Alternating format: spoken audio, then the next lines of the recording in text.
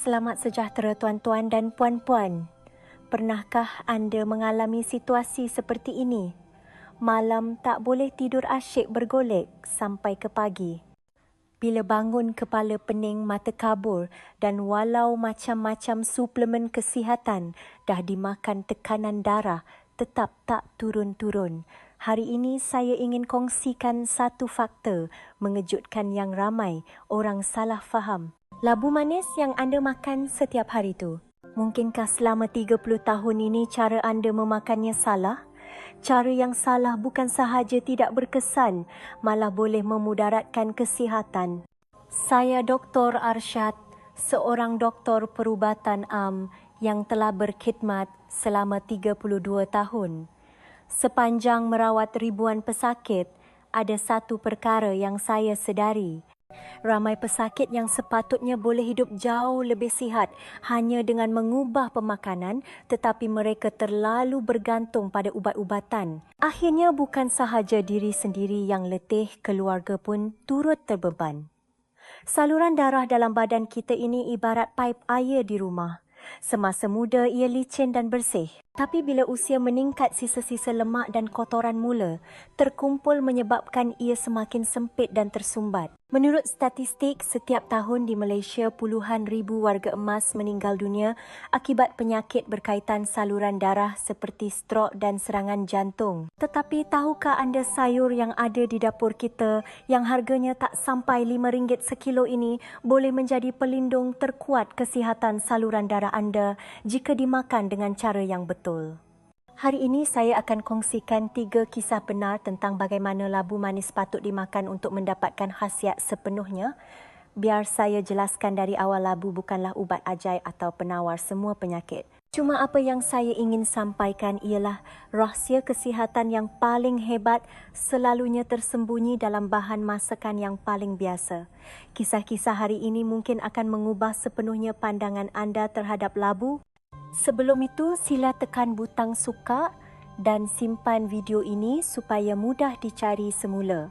Jika ada warga emas di rumah, pastikan anda tonton bersama dan kongsikan video ini. Baiklah, saya nak tanya satu soalan. Pada pendapat anda, labu lebih baik dimakan pada waktu pagi atau malam? Tinggalkan komen anda di bawah. Sebentar lagi saya akan berikan jawapannya dan ia mungkin sangat berbeza daripada apa yang anda jangkakan. Pengajaran mahal makanan berkhasiat boleh menjadi racun. Sebelum saya terangkan lebih lanjut, ada satu kes yang sangat berbahaya yang perlu saya ceritakan terlebih dahulu. Kejadian ini berlaku 3 tahun lalu dan ia benar-benar menyedarkan saya bahawa makanan yang baik pun boleh menjadi racun jika salah cara pengambilannya. Waktu itu petang yang panas, beberapa hari sebelum hari raya. Pintu wad kecemasan tiba-tiba dibuka dan seorang pakcik dikejarkan masuk. Mukanya pucat lesi, badannya dibasahi peluh. Beliau hampir pengsan di dalam teksi. Namanya Pakcik Hamid, berusia 66 tahun, seorang pesara pemandu teksi dari Kuala Lumpur. Saya tahu keadaannya serius. Saya terus memeriksa paras gula dalam darahnya. Bacaannya hanya 2.8 milimol. L paras normal ketika berpuasa adalah antara 3.9 hingga 1.0. Keadaannya sangat bahaya dan boleh membawa kepada koma. Pakcik hari ini makan apa, saya bertanya. Dengan lemah beliau menjawab, makan. Makan labu je doktor. Kawan cakap labu bagus untuk turunkan gula. Jadi, saya makan banyak sikit. Jantung saya berdebar. Banyak mana pakcik makan? Pagi tadi saya makan semangkuk pengat labu. Tengah hari sup labu. Petang pula labu kukus dalam setengah biji. Rasanya dekat sekilo jugalah satu hari ni. Mendengar jawapan itu, saya terus faham puncanya. Pengambilan berlebihan indeks glisemik labu memang tidak tinggi, tetapi makan sehingga 1 kilogram sehari adalah keterlaluan. Ia sama seperti air, baik untuk badan, tetapi jika diminum terlalu banyak boleh membawa maut. Makan bersama ubat kencing manis. Beliau sedang mengambil ubat kencing manis.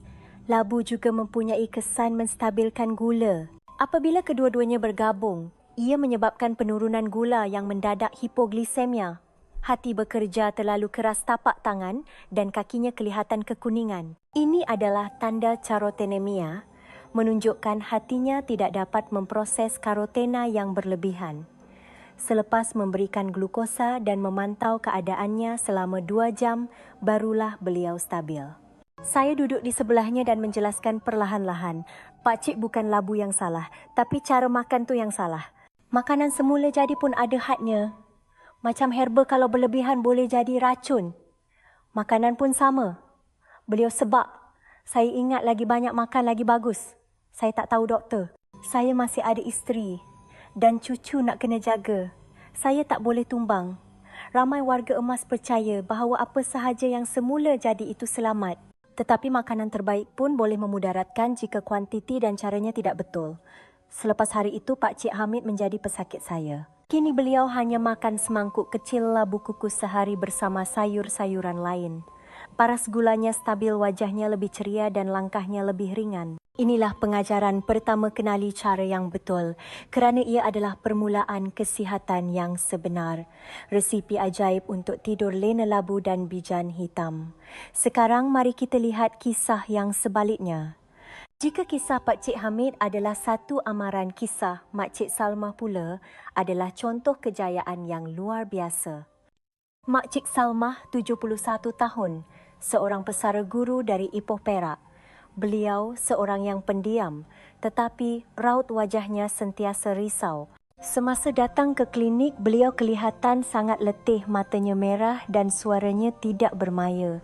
Doktor, dah 5 tahun saya tak pernah tidur lena, katanya sebaik sahaja duduk.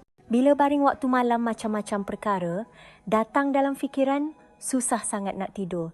Kalau dapat tidur pun pukul 2 atau 3 pagi, mesti terjaga. Lepas tu tak boleh tidur balik sampai pagi. Bangun pagi kepala rasa berat, mata kering dan kabur. Kena guna ubat titis mata setiap hari. Beliau sudah mencuba pelbagai cara, pil, melatonin, teh herba, malah kaunseling. Semuanya hanya berkesan sementara. Beliau sangat takut jika suatu hari nanti terpaksa bergantung pada ubat tidur. Ketika itu saya teringat satu petua mudah yang diajar oleh guru saya dahulu, labu kukus yang digaul dengan serbuk bijan hitam. Makcik ada satu cara tanpa ubat. Makcik nak cuba? Matanya bersinar. Asalkan bukan ubat apapun, saya sanggup cuba, doktor. Caranya sangat mudah. Setiap malam, 2 jam sebelum tidur, makan semangkuk kecil kira-kira 150 gram labu kukus suam yang ditabur dengan 1 sudu teh 5 gram serbuk bijan hitam. Jangan tambah gula atau susu. Makcik Salmah seorang yang sangat berdisiplin. Beliau terus mengamalkannya. Minggu pertama masih sukar untuk tidur lena, tetapi kekerapan terjaga di tengah malam berkurang dari 3 kali kepada sekali 2. Minggu kedua beliau mula dapat tidur tanpa gangguan selama lebih 5 jam. Minggu ketiga beliau beritahu kepalanya rasa lebih ringan semasa bangun pagi. Sebulan kemudian beliau menelefon saya dengan ceria. Doktor, mata saya dah tak kering. Dah tak perlu ubat titis mata lagi. 3 bulan selepas itu, semasa rawatan, susulan wajahnya kelihatan segar, matanya bercahaya. Beliau tersenyum dan berkata, sekarang ni mimpi pun indah-indah. Suami saya cakap saya nampak 10 tahun lebih muda. Ini bukan magik tetapi sains. Dari sudut perubatan tradisional organ hati, mengawal mata dan kualiti tidur. Masalah insomnia kronik dan mata kering seperti yang dialami Makcik Salmah menunjukkan tenaga dan darah pada hatinya lemah. Labu berfungsi memanaskan perut, menambah tenaga dan melancarkan peredaran darah. Bijan hitam pula berkhasiat untuk menguatkan hati dan buah pinggang serta mencerahkan penglihatan. Gabungan kedua-duanya sangat seimbang. Dari sudut pemakanan moden, labu kaya dengan asid aminotriptofan yang menggalakkan penghasilan serotonin dan melatonin, hormon tidur di dalam otak. Bijan hitam pula kaya dengan vitamin E dan asid lemak tak tepu yang memperbaiki peredaran darah halus di sekitar mata. Tapi Dr. Labu kan manis? Boleh ke makan malam? Tak gemuk ke? Ini adalah salah faham. Indeks glisemik labu kukus sebun 5 adalah lebih rendah daripada nasi putih, 83. 150 gram labu hanya mempunyai kira-kira 50 kalori setara dengan separuh biji epal. Malah ia membuatkan kita rasa kenyang dan mengelakkan kita daripada makan snack pada lewat malam. Menghidupkan semula saluran darah labu dan kacang walnut kisah ketiga adalah tentang perubahan ajaib seorang pakcik berusia 79 tahun yang saluran darahnya kembali sehat. Pak Cik Mutu dari Sungai Petani Kedah, seorang pesara pekerja ladang. Semasa muda beliau bekerja keras, banyak merokok dan minum untuk menghilangkan penat. 5 tahun lalu abangnya tiba-tiba diserang strok. Sejak itu beliau hidup dalam kebimbangan. Tahun lepas pemeriksaan kesihatan menunjukkan saluran arteri di lehernya telah menyempit sebanyak 40%. Doktor pakar menasihatkannya untuk mula makan ubat atau mempertimbangkan prosedur pembedahan. Beliau datang berjumpa saya dengan cemas. Doktor, ada tak cara lain selain pembedahan? Saya takut. Saya meneliti laporannya dan berkata, Pak Cik, terus terang saya katakan keadaan macam ni tak cukup dengan pemakanan sahaja. Tapi kalau kita gabungkan ubat dengan pemakanan, yang betul kita ada peluang untuk pulihkan semula saluran darah Pak Cik. Tanpa teragak-agak beliau menjawab, kalau ada harapan saya akan buat apa sahaja. Saya pun memberikan gabungan pemakanan mudah ini untuk diamalkan bersama ubatnya. Setiap hari selepas makan malam, makan 150 gram labu kukus bersama 3 hingga 5 biji kacang walnut, kira-kira 15 gram. Pak Cik Mutu mengamalkannya tanpa gagal. Sebulan kemudian tekanan darahnya turun dari 160 kepada 140. 2 bulan kemudian paras kolesterolnya menunjukkan penurunan yang ketara. 3 bulan kemudian ujian ultrasound semula menunjukkan sesuatu yang menakjubkan. Doktor pakar pun terkejut. Penyempitan saluran darahnya telah berkurang kepada 28%. Pak Cik Mutu memegang tangan saya, matanya berkaca. Saya tak sangka doktor. Pada usia macam ni, saluran darah boleh jadi muda balik. Sekarang saya rasa kurang menyusahkan anak-anak. Jadi apakah rahsia gabungan labu dan walnut? Dari segi pemakanan, labu sangat kaya dengan kalium yang membantu menyingkirkan natrium dari badan dan menurunkan tekanan darah. Kacang walnut pula kaya dengan asid lemak omega 3 iaitu lemak baik yang mengurangkan keradangan pada dinding saluran darah dan meningkatkan kolesterol baik HDL. Mengapa dimakan selepas makan malam?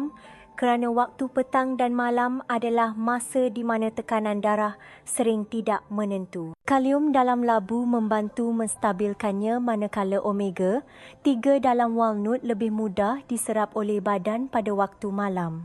Salah faham umum mengenai labu manis pesakit kencing manis tak boleh makan. Fakta indeks glisemik labu kukus lebih rendah daripada nasi putih. Yang menjadi masalah ialah cara masakan.